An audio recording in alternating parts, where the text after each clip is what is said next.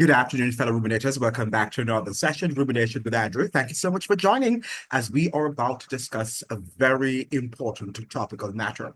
And this afternoon, we are going to look at the Lawrence Rose controversy. That's Lawrence Rose, the caretaker of, or the former caretaker or caretaker to be of Central Kingston, and his spat, his controversy with the People's National Party of Jamaica, and the death of that party, the death of the PNP as the party of the people, of the shower party, the party which represented the downtrodden and the underprivileged, the marginalized people in Jamaica. That's no more. We can see now that the PNP is closely aligned with wealthy and affluent delegates and people who support them, their donors, and that they are doing the bidding of their donors rather, and not the bidding of the people.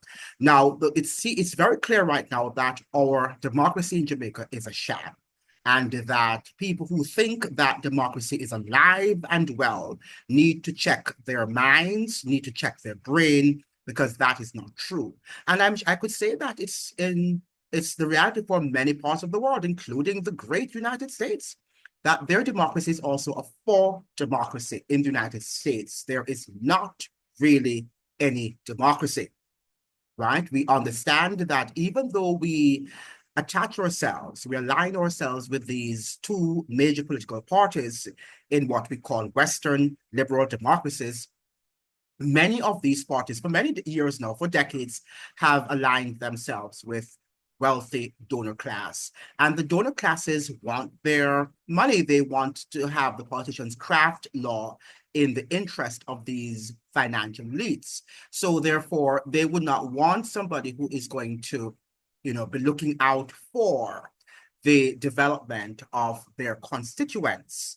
And let me just here say that based on what I have seen of Lawrence Rowe, and I don't know the young man, he's about 36, 37, so he's a young man, right? But he has been in the party for many years, since he was a teenager. I think he has over 20 years of experience in the People's National Party. And they are now booting him out for a candidate of their choice. Not a candidate of the people's choice, but a candidate of their choice. What is very interesting, I beg your pardon, what is very interesting is that, what's his name? Cliff Hughes did an interview with Lawrence Rowe sometimes last week, in which he questioned him about his tenure in the PNP as a data analyst or specialist, and one who was contending for becoming an MP in Central Kingston. It's very evident based on the interview that Lawrence Rowe has been wronged, and that the leader of the PNP, the party president, Mark Golding, seems not to be aware of a lot of the things that are happening within his party. So Dayton Campbell, who is the general secretary, and Peter Bunting, who is on the integrity committee of the People's National Party, they seem to have had a meeting with Rowe, right, with Lawrence Rowe, in which they told him that, he had two options, or the party leader had two options, was to have to have two options were to have a scorched earth, or that that Lawrence Tavern, not Lawrence Tavern, but Lawrence Rowe, who would become a member of the opposition party, right, which would be the JLP party. Now, it seems to be that a lot of decisions made in that party, in the People's National Party, are made by the General Secretary, Dayton Campbell, and Peter Bunting. I'm not sure that's the impression I'm getting, that a lot of what is happening in the PNP, the People's National Party, Mark Golding doesn't have a clue. And then they put him on the spot, and he will just have to make a decision, right? Including many of the things that transpired in the party. But he has to write the letter. Mark Golding has to write, as the leader of the party, letters and communiques to people in which his name is signed. And then obviously a lot of what he's writing, he might not have any iota of understanding about or knowledge of, but he has to write it because that is what the people who are pushing him, who are controlling the machine, order him to do. So that's something very interesting, that Mark Golding doesn't seem to have any backbone. He doesn't seem to be informed about what is happening in the party. It seems that the people who are pulling the strings are Dr. Dayton Campbell and also Peter Bunting, which is something very, very interesting. I mean, people have been speculating. There have been rumors long time ago that Mark Golding is not a leader and that he's not the one running the party. That he has strings behind him, people who are dictating to him as to how the machine should be run. Now, what is interesting is that many people, or many Jamaicans, I should say, they love these political theater, right? They love these political drama because they're juicy and they entertain us a lot. I mean, it's serious because when you think about it, Lawrence Rowe lives in his constituency. This is what we were saying, that I have been saying on the channel, and well-thinking minded Jamaicans have been saying that for years, that it is best if our MPs live in the constituency that they represent, because oftentimes they will understand the plight of the people, and they're closer to the problems, and they have a better understanding of what the people are talking about. And they have to also deal with the lack of infrastructure, right? So the fact is, or the limited infrastructures that are in many of these communities, right? So that is what I have been saying. And Lawrence will give him his credit, seems to be living in the constituency from which he hails. And he's suggesting that he's coming from a very, very poverty-stricken home, and that his mother had 10 children, and I think he started learning when he started reading when he was 8 years old. He was saying 8 or 9. And he became teary-eyed when he remembers the sort of difficult times, the sort of dark days which he passed through whilst growing up, right? And he was able to to put himself, right, to climb the academic ladder, right, the academic and professional ladder. And we can say that Lawrence Stafford at 36 is a successful man. I think he said he was also the accountant of a company that was run by Mark Golding and Peter Bunting, Rerum Company, I think that's what he said, and of which Mark Golding and Peter Bunting were primary shareholders, right? Were primary shareholders. And it seems to me at the time that they were in politics. They were in Jamaica's parliament. And it begs to, we have to ask the question. We have to ask the questions, or the question, how many businesses do our politicians run or are shareholders of on both sides of the political aisle, of which we are not aware of, or of which we are not aware, right? Yeah, on both sides, of which we are not aware. How many businesses, how many business ventures are our politicians engaged, right? Of which the public is not aware. We have to ask this hard question, because even Cliff Hughes, who is the head of nationwide newscast there in Jamaica, he wasn't aware of that company. And he lives in Jamaica and has been there for many years. I think he has been in that position, or in the position as a journalist. Certainly as a journalist, he has been in that profession for over probably 40 years, right? Or heading 40 years. He has been. And he was not aware of that Rerum company, of which Peter Bunting and Mark Golding were primary shareholders. And we're just learning that. Anyway, the gentleman seemed to have been booted from that company. We don't know if that company is still alive and if it's still up and running. I think that that Cliff Hughes should have asked him, or should do some investigation instead of asking the young man. He wants to know everything. And why is confused trying to, some of the questions that he was asking the young man were silly ones, right? Silly questions like, do you keep secrets? Of course, all people in the world keep secrets, including Cliff Hughes, right? Because all relationships, whether it be the political relationships or, whatever relationships that we have as human beings, we are obliged to keeping secrets, sometimes by force and sometimes by choice, right? Either by force or by choice, because even sometimes when you're working on certain boards, right, there are some things that you are not allowed to say. Even when you are a whistleblower, people who, unveil secrets, when they go to court, for example, and if they should get, if the verdict should, after the verdict has been proclaimed, and they might get what they, whatever they benefit from whatever they did. A lot of times you have to abide by the rules set forth that certain things should not be revealed, right? Some things should be kept as secrets. In private relationships, in families, right?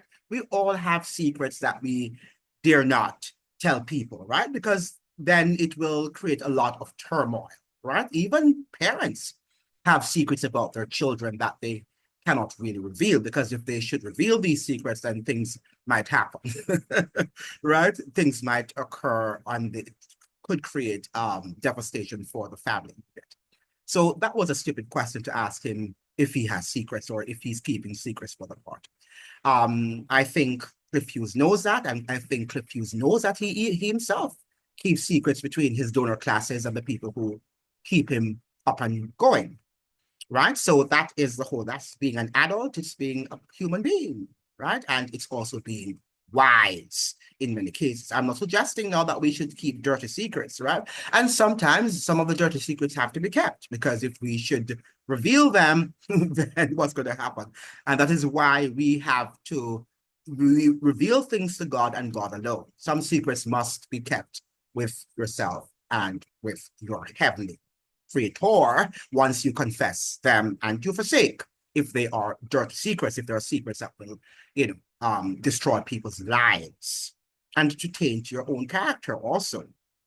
But let's move back to the whole matter that the PNP understands that there is a lot of poverty in Jamaica. They understand that people are suffering.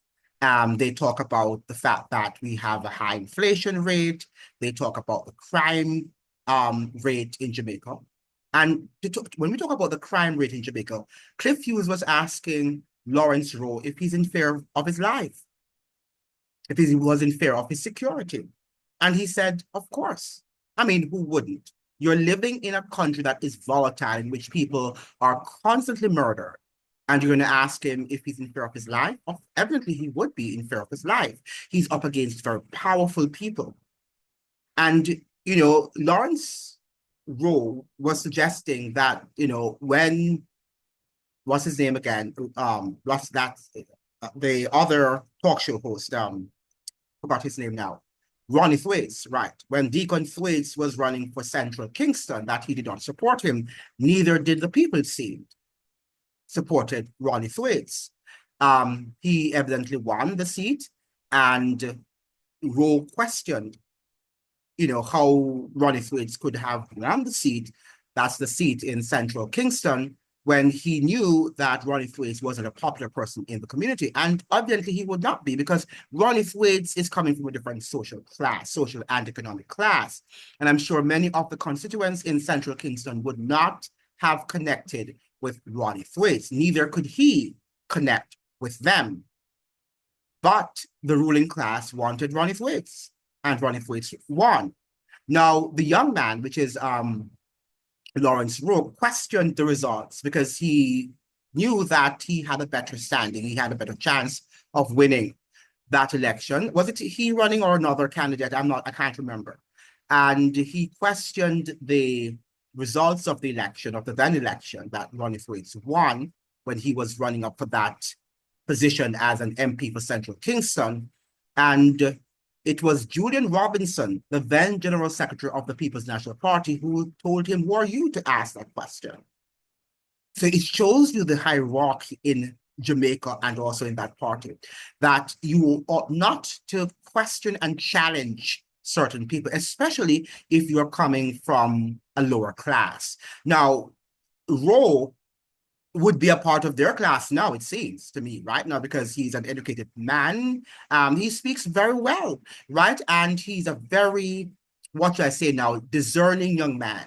And he knew well when Cliff Hughes was asking him questions that would have been perhaps defamatory, and he would be probably engaged in legal battles, that he was very, very careful. He was very cautious in how he responded to Cliff Hughes, even when Cliff Hughes was coming at him with very, with a lot of questions, right, that could have plunged him into a deep political hole. But he held back, and he was very calm, and he knows how to think on his feet. Give him his credit. This young man has a lot of talents. And I think the party did say in their letter, I haven't read the letter, but based on what Cliff Hughes read, that they said that he was a talented young man. The only thing, they did not want him to be MP at this given moment.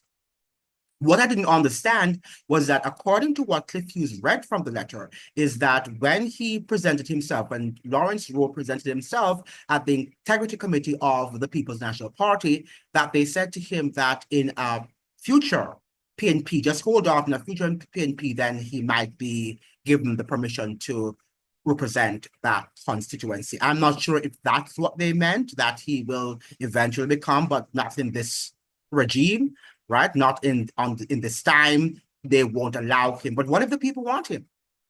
What if the people want him to become the member of parliament, to represent them in parliament? What if they want him to represent them? The people in Central Kingston want or desire for Lawrence Tavern, not Lawrence Tavern, but Lawrence Rowe. Well, why am I saying Lawrence Tavern? Lawrence Tavern is a community in Kingston, right? Or in St. Catherine, can't remember. But I think it's somewhere in St. Andrew.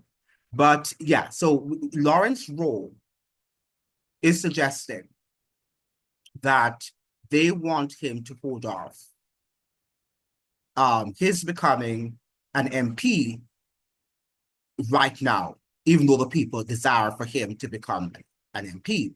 Now, what is very also concerning is that there seems to be patrols in that area right now, in that community, in that constituency, because they fear, the authorities fear a flare-up in violence, right? Because the people plan to, deck some of the walls in green, because the party is already accusing Lawrence Rowe that, of his betrayal to the party, and the fact that he wants to sabotage the party, and to make the party to move over to the GLP, which would eventually weaken the PNP. I think if Lawrence Rowe decides to go over to the other aisle, the other political aisle, to go to the GLP, that we are going to see a weakening of the People's National Party, because that is not a good optics. It's not a good image. What we're seeing right now in the PNP suggests to us that the PNP is authoritarian.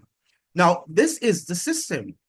It's not only the PNP. We know that even though the political conditions under which Andre Stevens, who is a podcaster of PDTF, right, that his situation was slightly different, but it was similar in the sense that, both parties tell you who they want, and they will boot you out at their own discretion. And, and if you challenge them, if you dare challenge them, then is when they will exercise their autocratic demeanor.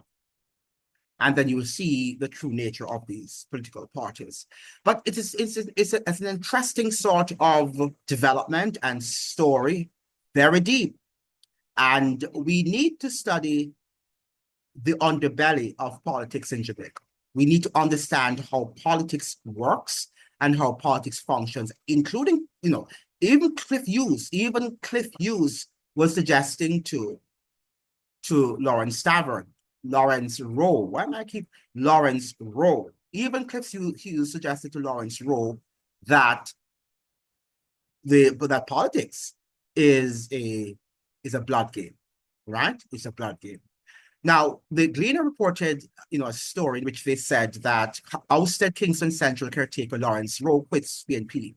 So we have ousted former People's National Party caretaker for the Kingston Central constituency. Lawrence Rowe says he has resigned from the opposition party amid discontentment with its leadership. Rowe, who was last week removed as the party's prospective candidate for the expected general election this year, confirmed the news with the Gleaner Thursday evening. He said he has resigned from all posts, including membership in the PNP. The decision comes a day after PNP President Mark Golding introduced retired senior superintendent of police Steve McGregor as the party's candidate to supporters in Kingston Central. Wow. So they're replacing him with someone whom the people might not want. And then they began to have police patrols because they don't want the people to protest. Rowe had accused the party of forcing him out of the position, noting that he had raised concerns about whether resources were deliberately being withheld from him to mount a successful challenge for the seat. Right? Rowe suggested that he was forced out of the position amid a breakdown in negotiations involving millions of dollars and a promised Senate position with the party's hierarchy. The PNP has described the claims as spurious. The PNP asserts that this is not how it operates, and I am quoting here from a PNP source. While such claims may spark political intrigue for some, they contradict the party's long-standing policies and practices, declared the party in a media release today. On Wednesday, Golding called the claims lies, and that's how we operate, just lies, without any elaboration of what really took place. And our journalists, of course, are not going to quiz them because they have to show some form of deference to our political leaders, right? Because they're kings and they're gods. So you have to accept their answers and say that this is what it is true. Whatever is coming from our political sources and our political leaders represents truth. Now, this is a very dangerous path that we're treading on. Very dangerous path. I'm not sure if people are really realizing how corrupt our system is. But I think corruption has become so much mainstreamed in Jamaica that I don't think that it bothers people. Doesn't bother anybody. Because what really is going to happen for this election coming up is who has a better grasp of corruption charges and can reveal corruption charges and can, say that this party is more corrupt than the other. That's the person who will win. Right? So if the JLP can accuse the PNP of lots of corruption charges, and they're able to reveal these corruption charges, right? And, with compelling evidence, then people might decide to vote for the PNP, the JLP, right? And vice versa. If the PNP can reveal a lot of corruption charges of the JLP, then people will vote for the PNP. And that's a theater. But nothing changes because both of them are inherently corrupt. Both of these parties are profoundly corrupt, but Jamaicans love corruption because that is how they survive. And with corruption comes also the crime monster, and murders, right? And mayhem and social decay, social and political and economic decay. But we love it. We complain, but at the end of the day, we enjoy it because it entertains us. It's entertaining, right? While not realizing the seriousness of these allegations and actions and behaviors. But this is what I wanted to say to you this morning. I think that this might, if it is not controlled, and perhaps it will not be controlled because the young man has resigned. That is, Lawrence Rowe has not resigned, based on what both the Observer and the Jamaica Gleaner are suggesting, have reported. So it might die But what comes to more, right? Are there other, political corruption charges that need to be revealed, that will be unveiled as we approach Jamaica's general election? I think yes, and I think in both parties. And as I've suggested, whomever is able to charge the other party of lots of corruption charges and can provide the evidence, they are the ones who are going to win. Not because they merit winning, not because they will change the economic and social situation and the crime factor, the crime monster in Jamaica, but because this is how the game is run.